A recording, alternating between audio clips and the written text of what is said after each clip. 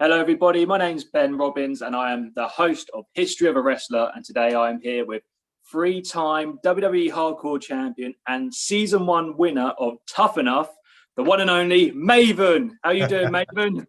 Ben, I'm well. Thank you for having me, and thank you for that introduction. I appreciate it. No, it's no problem. I'm so excited to talk to you, and it's so great to have you on. And I appreciate you giving up your time to be on here today. It's brilliant.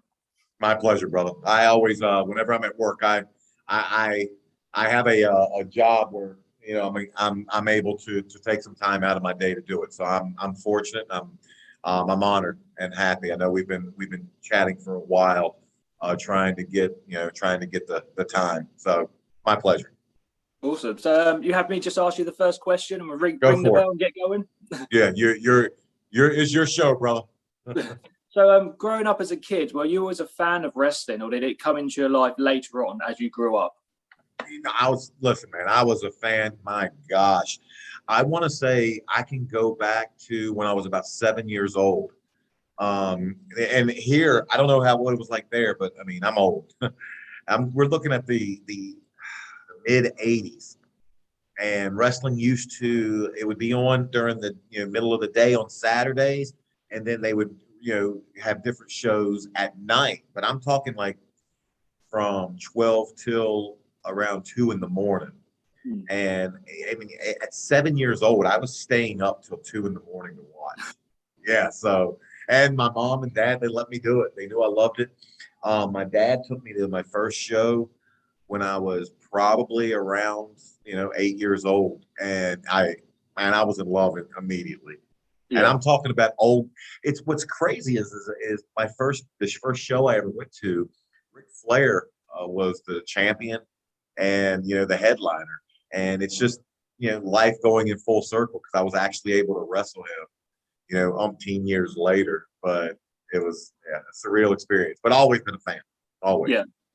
So when you were a kid at that first show, was that a turning point for you? You thought, this is something I inspired to do one day. Was that when it kicked in for you?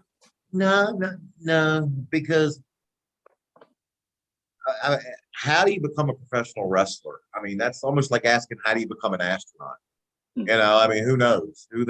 I never really looked at it as a possible career path. I mean, not even all the way through college. I was a baseball player and loved athletics growing up, and I thought my path was going to be in baseball. But then, after college, I realized I had a very average arm for an outfielder, and although I could hit with average, I didn't hit with enough consistent power to go to the pros. So I think it was after that transition, because once I graduated college, I was still, competitive. I still wanted to do something athletic. And it wasn't until I started my first job as a school teacher that I really started, thinking, man, I can do that. And it was obviously, when The Rock came out and The Rock was doing, I think that was probably my change, because I saw someone who, I shared characteristics with on a physical appearance level, doing something at a rate that I just had never seen. And I thought it was the coolest. I thought it was just, but then again, I also knew, man, I could do that. And that's what I say when I really started thinking, this might be something, for me to look into. Yeah. So when did obviously Tough Enough come into your life, or had you done any wrestling before Tough Enough? Never. Nah. Never. Tough Enough was I want to say, I could be off on the month, but I want to say it was like February-ish or March-ish 2001. And literally it was just, a Monday Night Raw, airing, and Jim Ross was, said, have you ever wanted to be a wrestler? And I was like, yes. My roommate at the time, he, guy who I went to college with, we played baseball together. My best friend, I was the best man in his wedding. He looks at me, he goes, "This is perfect for you." And I've said it before, man. We made a video, and I literally thought it was a joke when they called me back. I hung up on him.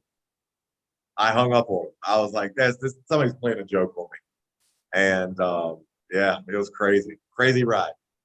So, what was your audition tape like? What did you put into God, it? just I'm talking the most embarrassing thing. And I actually broke out the Tough Enough DVDs probably a couple months ago. And on the DVD, they have in the extra features the contestants audition tapes, and mine's on there. And I'm not lying, Ben.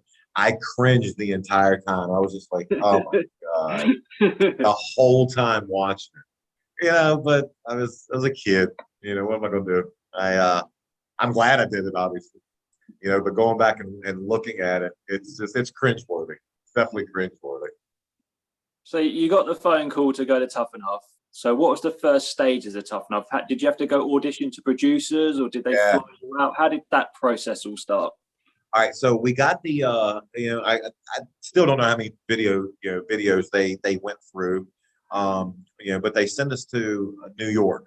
So I had to bring myself. It was actually, I'm working New York now, but I'm here every day now. But at the time, I had never been.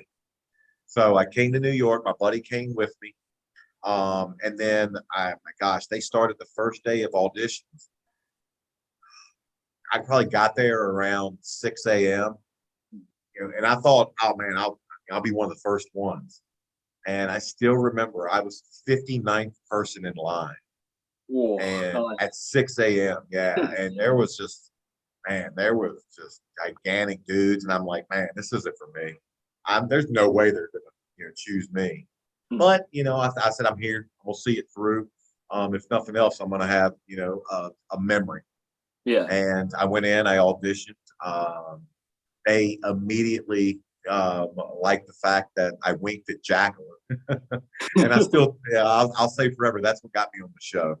I believe anyway. Awesome. So it was a 2-day audition period.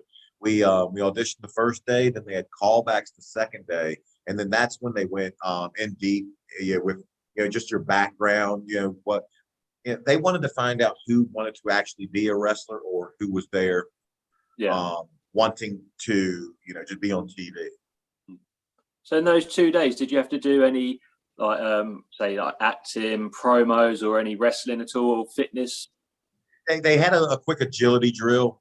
They wanted to blow you up. They wanted to get your heart rate going, and then from that point, have you cut a little short promo. So we did the agility drill, and at that point, I'd already winked at Jackie. So I go to start cutting my promo, and Taz cuts me off immediately and starts giving me shit for winking at Jackie. But I rolled with it, and again, I dead set it's what got me. Because I didn't realize it at the time, but what they were looking for was just people that stood out, and that helped me stand out.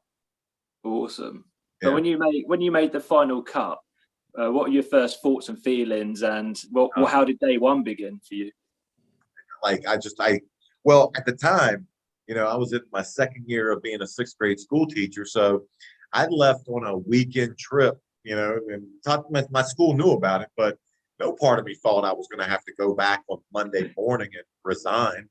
Yeah. But I did, and fortunately, I had a staff who could not have been more supportive. They just supported every decision. I had a group of kids that understood, what I was doing and what I was trying to live my dream, and they were supportive. I hated leaving my kids, but it was a pretty quick turnaround. I want to say it was probably a week until I had to fly back out to start the taping of the show.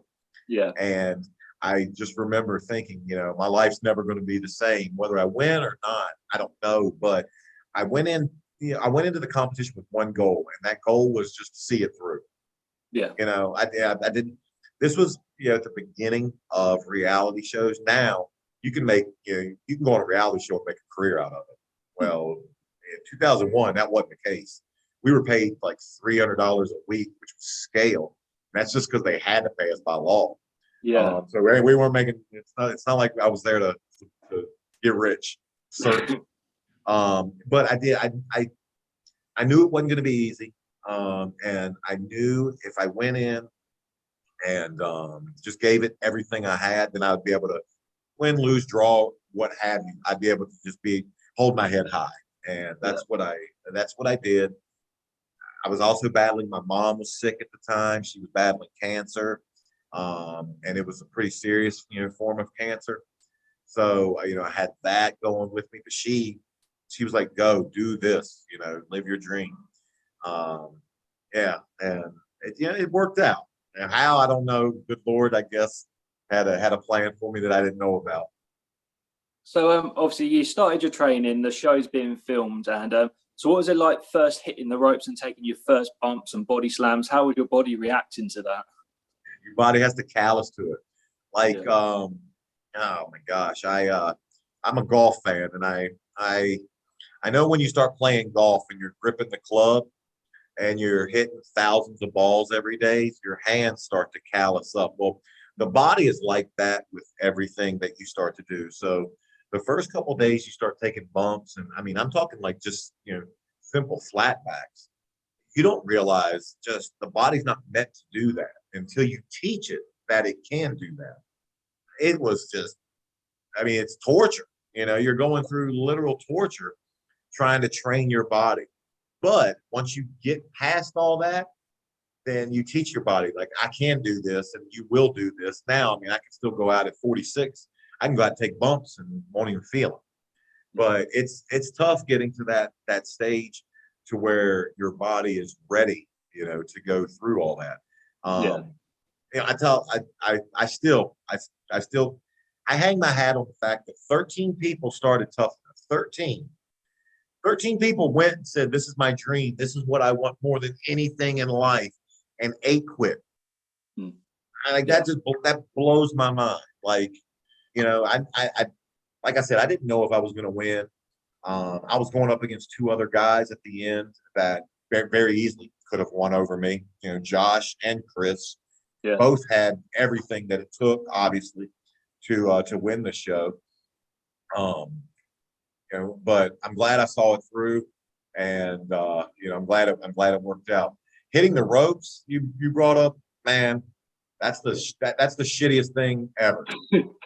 Because you think when you're watching the program, it looks like just so much fun, and it looks like you're on a trampoline and the ropes are soft and they're going to spring you off. Nah, the ropes are real rope wrapped in tape. The mat is gigantic, wooden 4x8s all the Yeah. way across with about that much foam padding and then canvas over it. So it is yeah, it definitely, it takes a toll, and it beats the living hell out of you for a while.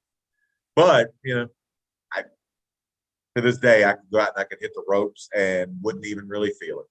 Yeah.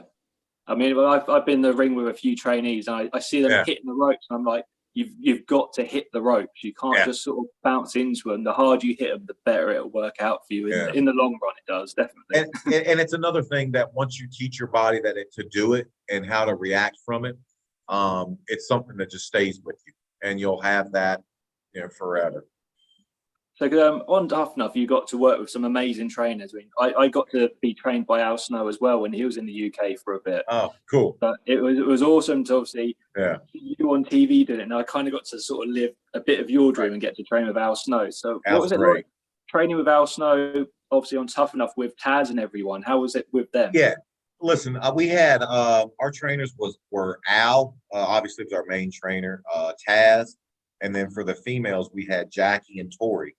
And again, each trainer brought a little something different to the mix. Tori was no nonsense. I mean, she would jump your ass quick. Um, you know, I mean, Jackie was. Tori was. She would take men and women over to the side and work with you. Yeah. Try to I guess try to help you if you weren't coming along. Where Jackie would just jump your ass. And then Taz's dynamic was the same. Taz was there like 1 or 2 days a week, and he came and he was just no nonsense. It was his way or the highway. Whereas Al, Al was the father figure. Al was the one who, I mean, as long as you did things the way he said it, because he was there to keep us safe. Yeah. He was going to teach you, the best way to do something, and you learn, and the best. Wrestling's a dance between two people, and the only way to do that dance is to do it safely. And if I'm going to pick somebody up, if I'm going to be picked up, I want to put somebody down safe, or I want to be put down safe. Yeah. And I think that's first and foremost. I think that's what Al taught everyone. The best. And to this day, I mean, me and him still rib each other. We still give each other a hard time. But I can't envision having any other trainers than him and Taz. Yeah. Because you had a lot of guest trainers come on the show as well. We saw Triple H, the Hardys, we saw Kurt Angle. So what did you take away from each, obviously, guest trainer, and who's your favorite? And did any teach you any real strategies in the ring? Or well, the Hardys said something to me that at the time I didn't believe, and it's turned out to be the truest statement ever. They said, the way your body feels right now is the best it's ever going to feel again. And I mean, again, I'm a kid.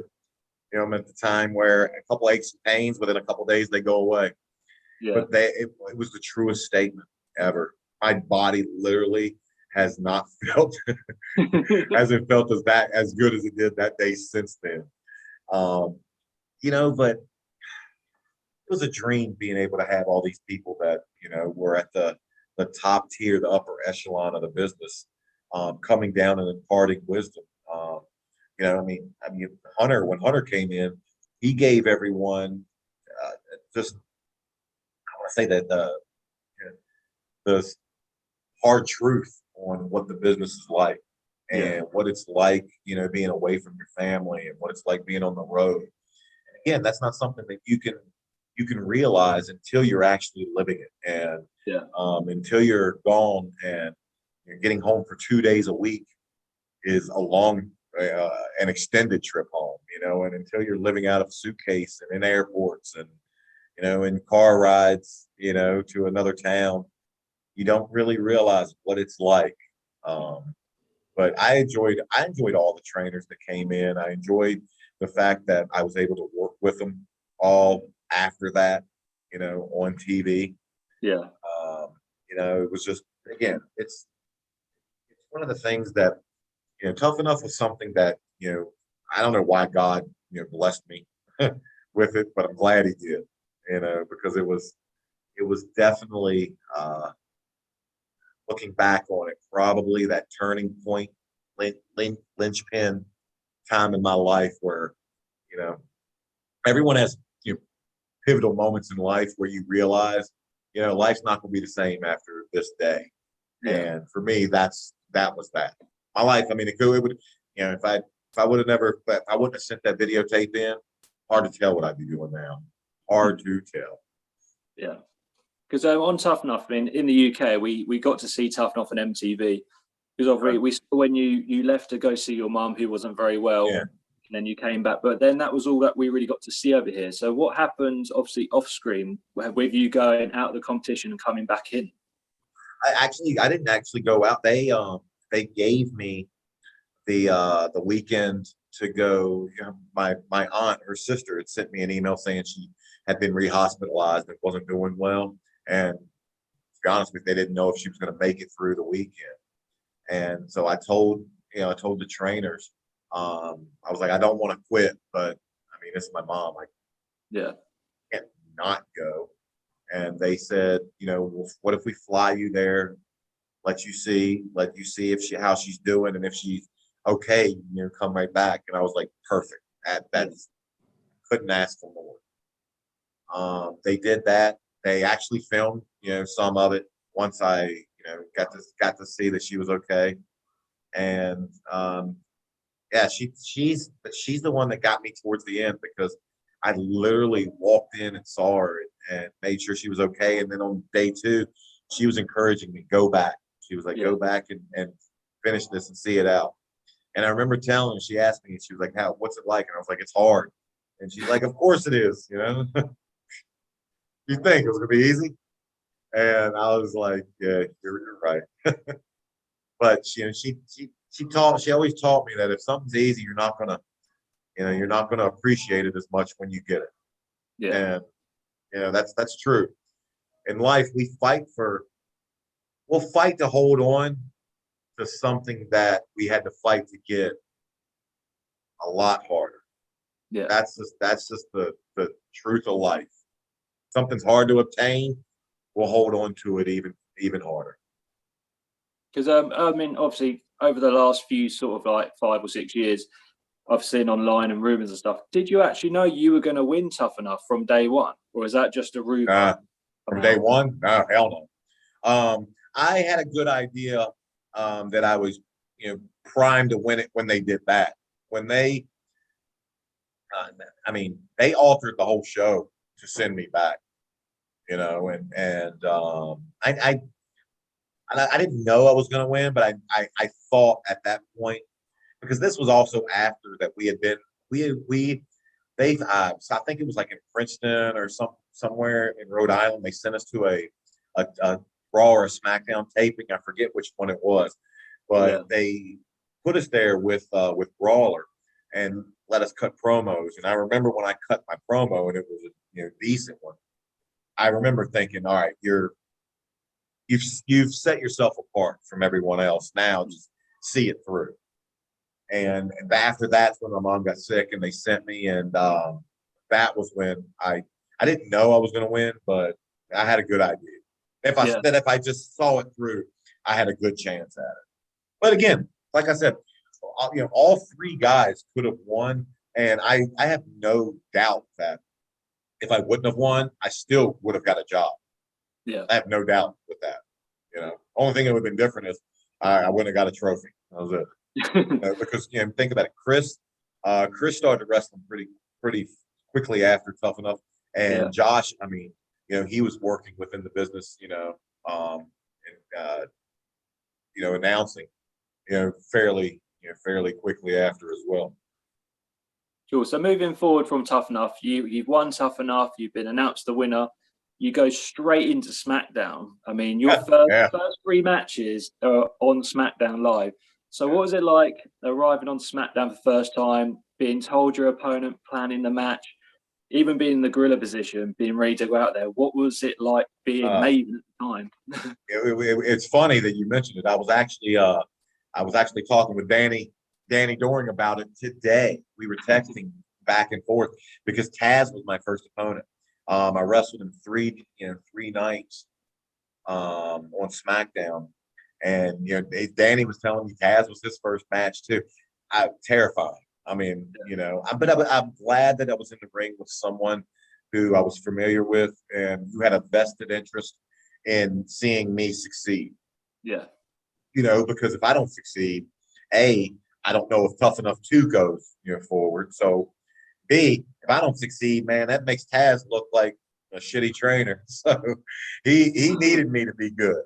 But I was in there with a pro, and it was something that I'll never forget. Being standing up there in Gorilla, like you think you've ever experienced nerves, man. That's the scaredest I've ever been in my entire life. And it's funny because I remember every match I ever had. Right when I was standing in there in Gorilla, I would always have to go to the bathroom. And I would have went probably 5 minutes before I came up, but it's just those nerves kicking in.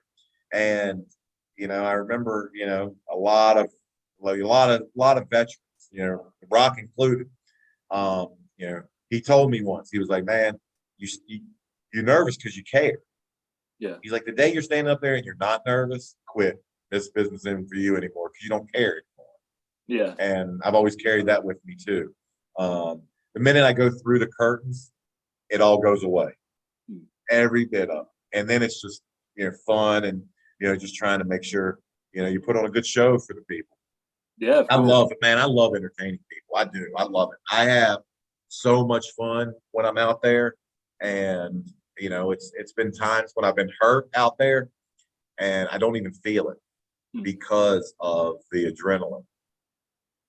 So, what do you think of your entrance music? Because I've still got it as my ringtone. I've still got it as my ringtone on my phone now because I think You it's know what I awesome. think of the entrance music. I don't. Listen. It's all right. It's not that I dislike the song.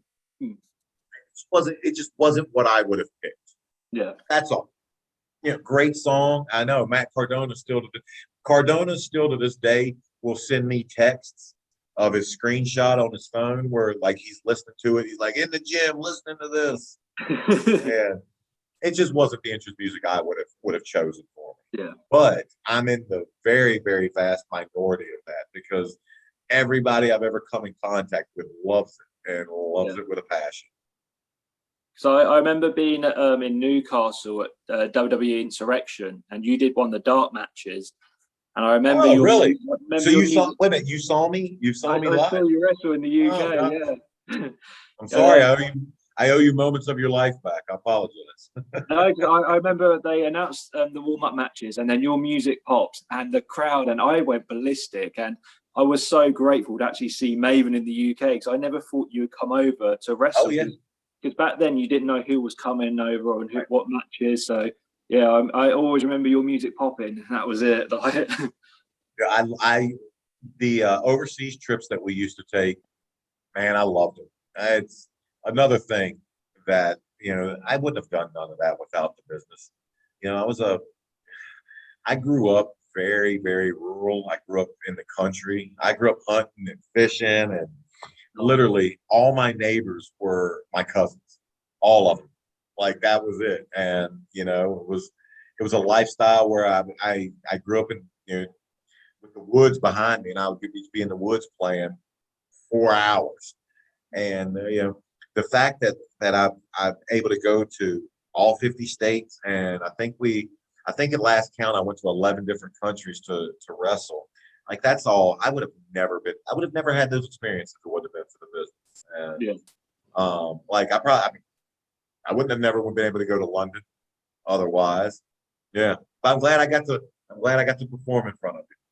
Yeah, I still remember it today because Do you remember who I worked against? I can't remember who it was. I'd have to look it up. But I don't remember either. So you're in the program as well. I've still got the program with you in. Do you? Oh my gosh. You're gonna have to find that program and shoot me a picture of it. I want to see it. Yeah, I'll dig it out for you. Yeah. We can have a look. Yeah. But obviously, that's crazy. Looking at some more highlights of your career, we've got to talk about the Royal Rumble a little bit. Yeah. Obviously, so you had such a historic moment with The Undertaker. I mean, whenever people talk about Royal Rumbles, everyone's always like, I remember when Maven, though, knocked The Undertaker out because the anger in his face. So what was it like arriving at the arena that day and obviously being told the script and the plan for you and who told you and what happened? Yeah, I didn't even, and people think I knew going into it. I did not. I arrived at the arena that day, and when they decided to put me in the Rumble, I don't know, but I know I found out the day before that they were flying me to Atlanta. I was in Cincinnati at HWA, and Les Thatcher came up and he was like, "You got to leave tomorrow for the Rumble, kid." So of course I could put two and two together, realize, all right, well, they're gonna have me in the Rumble. They'll probably have me come out and get eliminated immediately. So yeah, I wasn't too worried about it. And then I get to the arena the next day, and immediately they're like, "Go find Shane, and he'll tell you what you're doing." Shane just happened to be talking to Taker at the time, and I go up and "Excuse me, Shane." He was like, "Hey, Maven," and then he told me, and like, just again, terror. Just oh my God, because this is a spot where if I f this spot up, I might as well just leave the business because I'm never going to get another shot.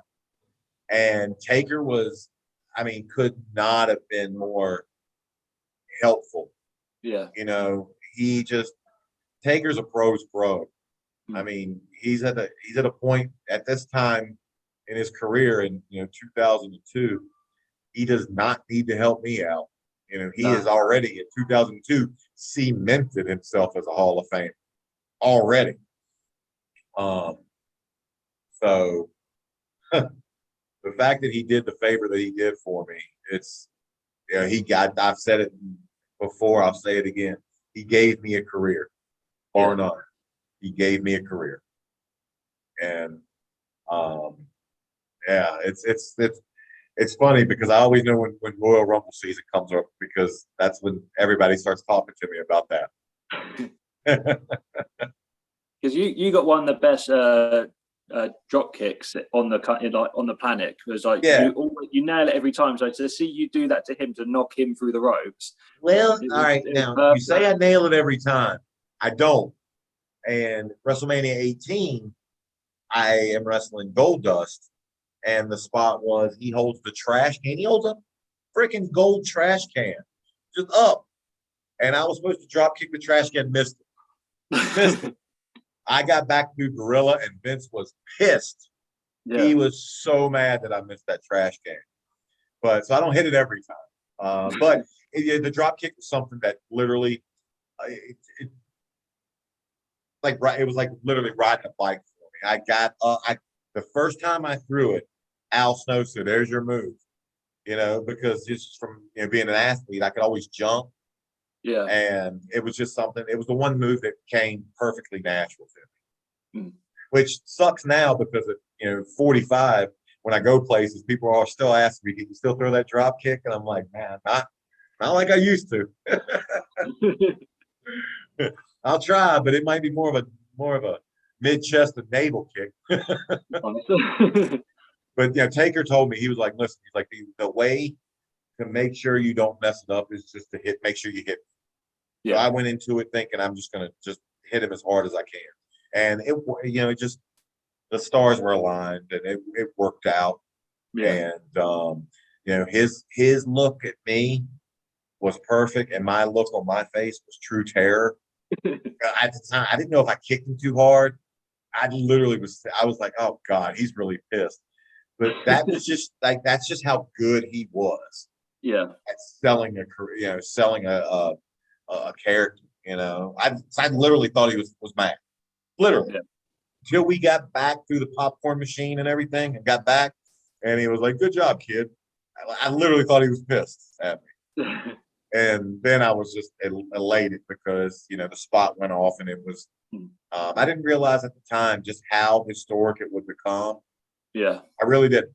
But I knew I had given the writing team reason to know that if you give me a spot, I won't butcher it. Yeah. Nice. Yeah. So what was it like taking the chair shot of him? Because it's still one of the most brutal chair shots in wrestling history. Yeah, it is, isn't it?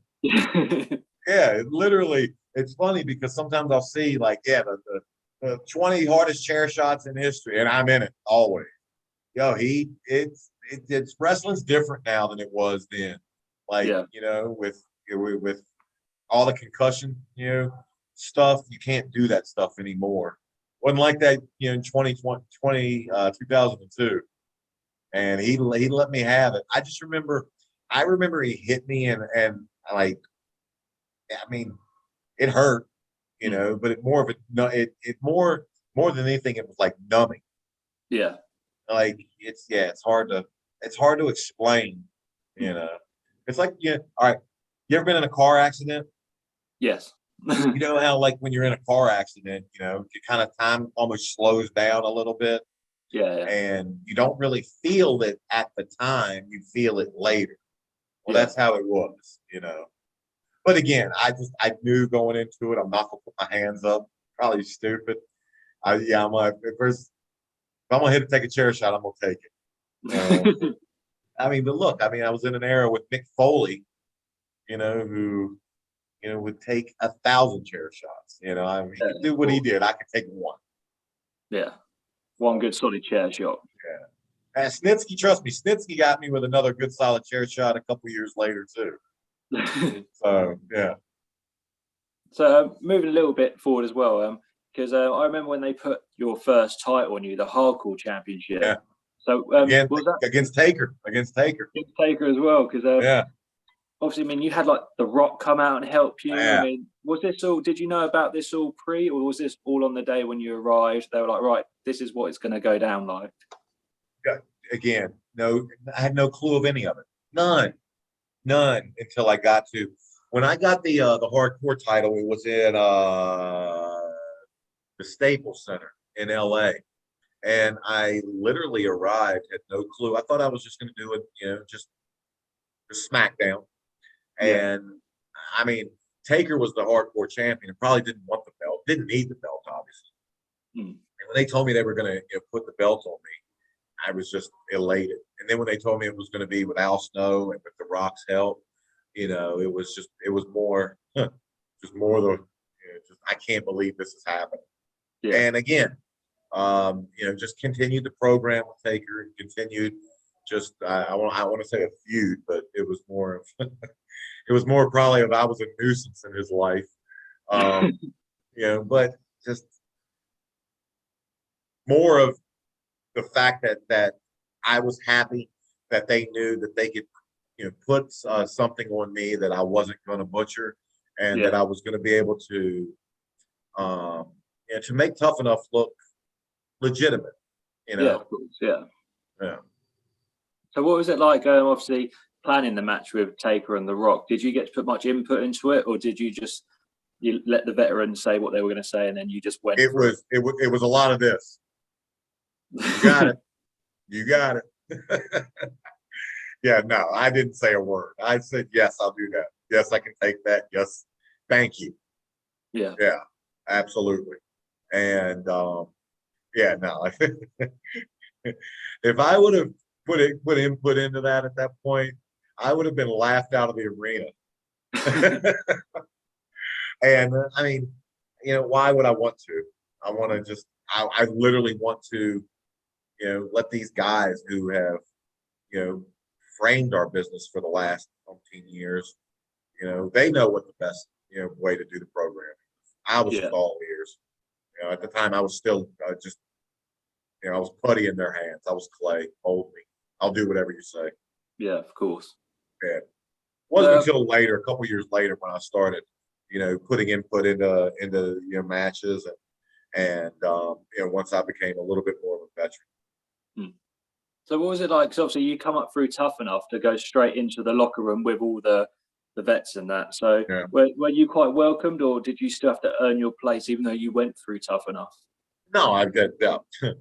Tough Enough didn't help with that. You definitely have to earn. I went into it with the mindset of I knew I was going to get heat, but you're going to get heat regardless. You're just going to have heat, when you're new. And then when you get a push, you're definitely going to get it. You're going to get heat. I don't give a damn if you're on Tough Enough or not. So, but I did know if I go in there and I keep my mouth shut, I do what I'm told, I don't bitch, I don't complain, the heat it'll be lessened. And I knew, I grew up with two older brothers, and we fought a lot, and we fought rough a lot. And I grew up with cousins, and we fought rough a lot. And so I knew I knew whatever physical demands were coming, I could take that. Yeah. I knew that. It was just the mental. I just had to, for sometimes my mouth gets me in trouble. And I knew that was not the place to let my mouth get me in trouble. So I just kept my mouth shut. I did what I was told. I tried to just work hard. Yeah. And I'm glad for once I listened to my advice at that time. So, I mean, you're a hardcore champion, which led you into a WrestleMania, probably one of the biggest WrestleMania, because there was Rock, Hogan. So what was it like, obviously, getting to perform at WrestleMania and being out in front of an even bigger crowd than SmackDown? It was, I think, I want to say WrestleMania was at Toronto in the Sky Dome. And I could be off with these numbers, but I want to say, I think it was like 72,000 at that. And oh my gosh, they took us there a couple days prior to the show, and just standing and looking around, it was just awe-inspiring. It's like, I'm going to be performing in front of these, and then countless how many million watching at home. Yeah, just how can you prepare for that? I played some small college baseball a couple years before that. That sure as hell doesn't prepare you for it. But this is true. If I'm backstage before my match with with Goldust, and like you said, Rock Hogan's going on as the main event, And, I mean, I'm obviously nervous, who wouldn't be? And, I'm by myself and I think I'm just probably warming up or whatever. And this is true. Rock walks by, sees me, he goes, "Hey, mate, come here." So I'm thinking, here comes words of encouragement. This guy's, WrestleMania king, he'll tell me. He looks at me, he goes, "Listen, no one's really expecting much out of you, so just do the best you can." And he turned around and walked away. I was like, "What?" And then he turned and he winked at me. And you know what? That was exactly what I needed to just calm myself and just, okay, yeah. I mean, here's the guy who's going to be wrestling the main event, cutting a joke with me. Yeah. Yeah, you can do this. Yeah.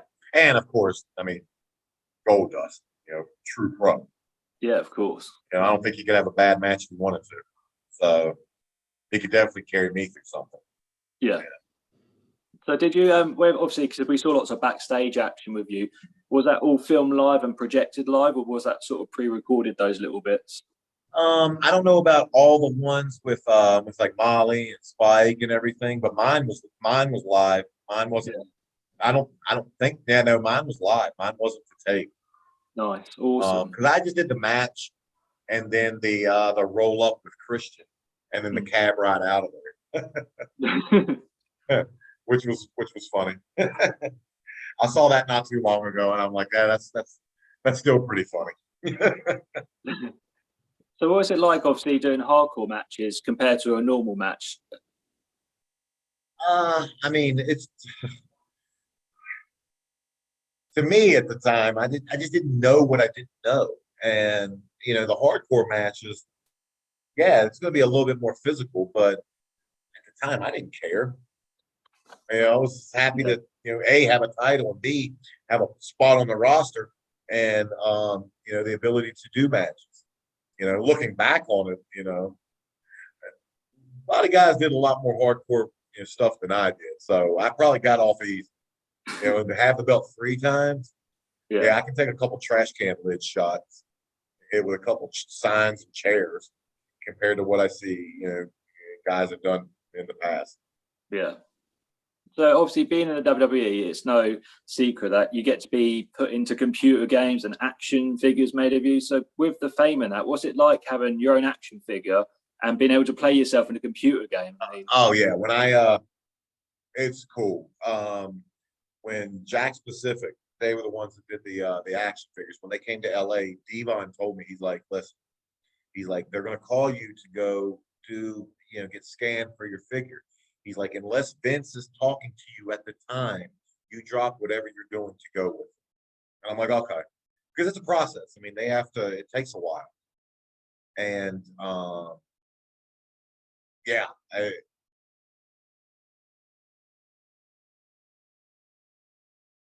Cool.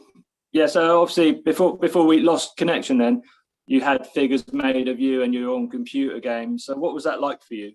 hey, yeah, man. I mean, that's awesome. Like I still remember, like I was saying, Devon told me to go make sure I got scanned. I did.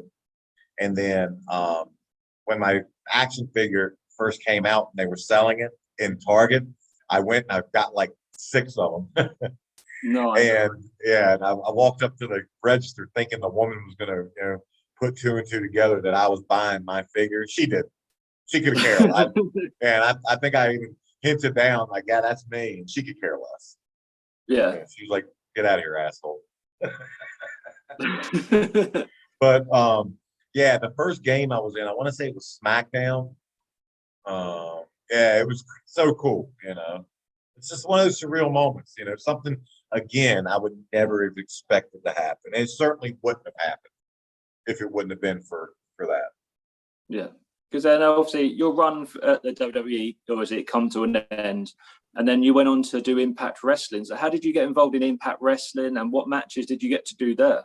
Yeah, well, the guy who, I mean, it was still early with TNA. Obviously, it was at the time when Jeff was still running it. But the guy who was doing a lot of the, call them house shows for them was a buddy of mine who I met, just through being on the road, named Hermie Sadler. He was running the shows, and he was just scooping up a lot of the guys. A lot of the guys, a lot of us got let go right around the same time. Yeah. I know, the Dudleys did, Billy Gunn, and I mean, I wrestled Billy, I mean, tons, while we were doing those, and it was when I really got to develop and become the heel character that I had the most fun with. I love being a heel. I love it, and it's because in my daily life, I mean, I try to not be as much of a heel as possible. So I love being able to go out there and just play with them. Yeah. And they just let me go. You want to cut a promo, do it. You want to do that, do it. And wrestle as long as you want. And it was, I got to start having fun and seeing just a different side of the business. Yeah. Awesome. Wonderful. So when obviously wrestling come to an end for you, what have you been up to nowadays and after wrestling? Obviously, it's wrestling. I don't know if it'll ever really come to an end for me. Maybe the in-ring, the week-to-week stuff, but that's just because, just time, Father Time's undefeated. And I'm certainly not the one that's going to be giving him a run for that. But, leaving wrestling full time, I was able to just get into other aspects of just the entertainment world. I hosted an R&B show on BET here in the States. nice. And then I was able to actually work for the Home Shopping Network as their sports host. Oh, wicked, nice, awesome. Yeah, it was like one other thing that I remember when when I got invited to go there, I was like, hey, Home Shopping Network, no way. And then I got down to Florida and interviewed and saw what the job was, what they paid, and I was like, yeah, I can do this. But like everything else in life, that things run their course. I'm fortunate enough. I'm in the New York area, and I work for a capital firm. Another thing I would have never guessed that I would have done. But I work with this company now, and I love the guys I work with. It's one of the things that I guess you got to grow up someday. Yeah. And I was able to be a kid for a long time as an adult. So the fact that I have to have a corporate job now, I can accept. I can take it. Now I'm working at a great place and I work with good people. Yeah. I mean, but obviously, I still get to scratch the wrestling itch on a pretty regular basis. nice. Because obviously, like the shopping channels in America are huge compared to the UK. So that's a massive gig to get. Like. Yeah, it was a tough gig to get, and I saw all the people that auditioned for that as well, and the fact that for good 4 or 5 years, anything in their sports division I sold anything, and it was fun work, it was easy work, I just go out, just as long as I learned the products and knew them, I can talk about this cup for 20 minutes if you let me, so it came natural. Because obviously we get to see you doing lots more things now, because you've done some more independent, smaller shows now, and you do conventions, you do meet and greets. So what's it like getting to meet the fans now and be one-on-one with them?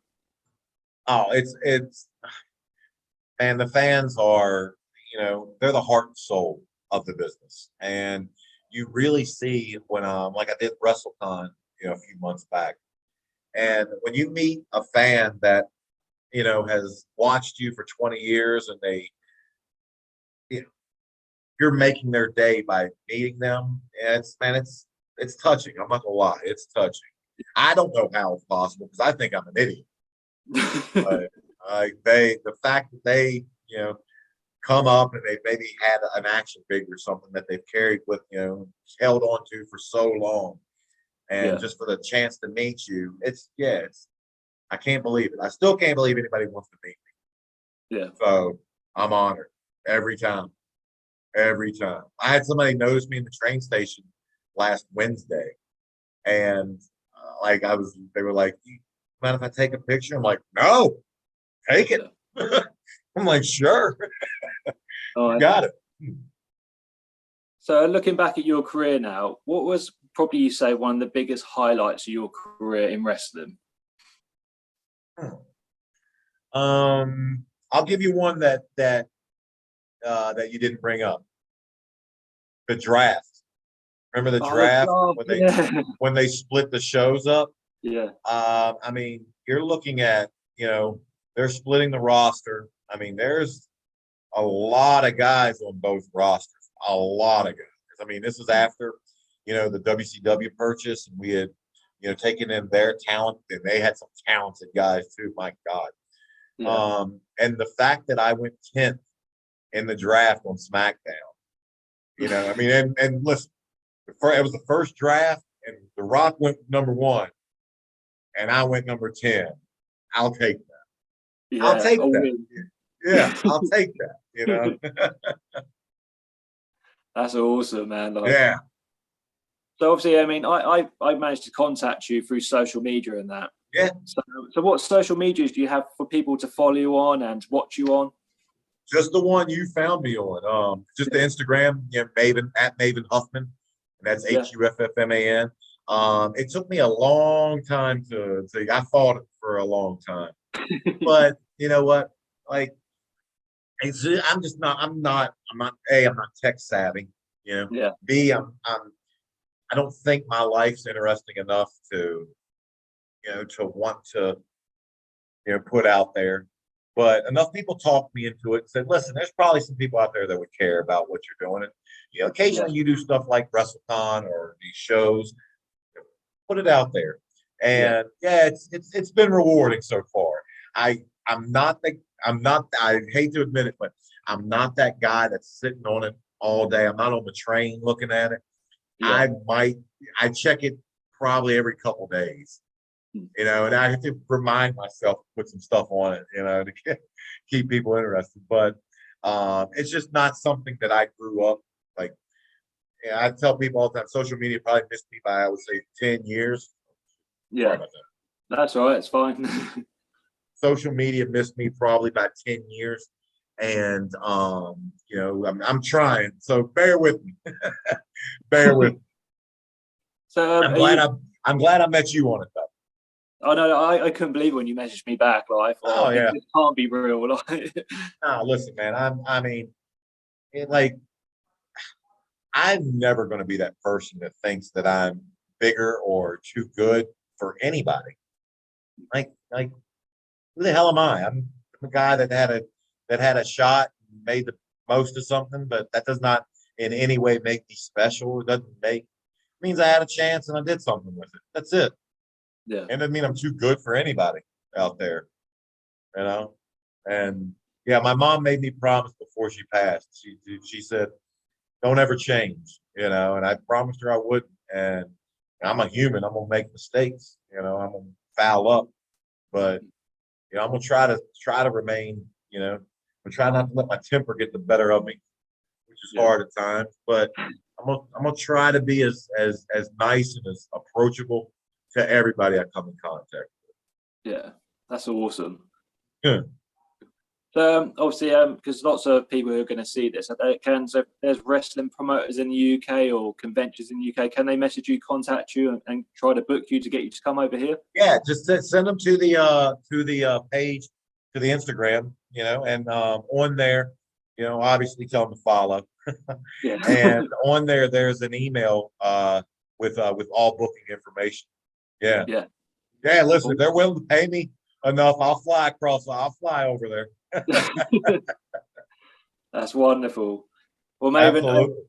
I just got to say, Maven, it's been an absolute pleasure talking to you today. I didn't want to take up too much of your time, and I've been fangirling a little bit talking to you. I'm not going to lie. Thank you, brother. I appreciate it, man. And I'm glad we were able to to get this done. I know, with the time difference and stuff, it's my work schedule sometimes is hectic. And then when I get home, man, I have a 2-hour train ride at night to get home. So wow. Yeah. Yeah. So it's a hectic schedule at times, but I'm really, really happy, man. You've been patient with me. So thank you. No, you've been patient with me as well. Thank you. Dude, you've been easy. You've been easy. You've been like, tell me what works, and you've been willing to work around my schedule. So thank you. No, that's no problem. But yeah, awesome. Thank you so much, Maven, for talking to me today. And hopefully we'll get you back on again in the future. Definitely will, man. Definitely will.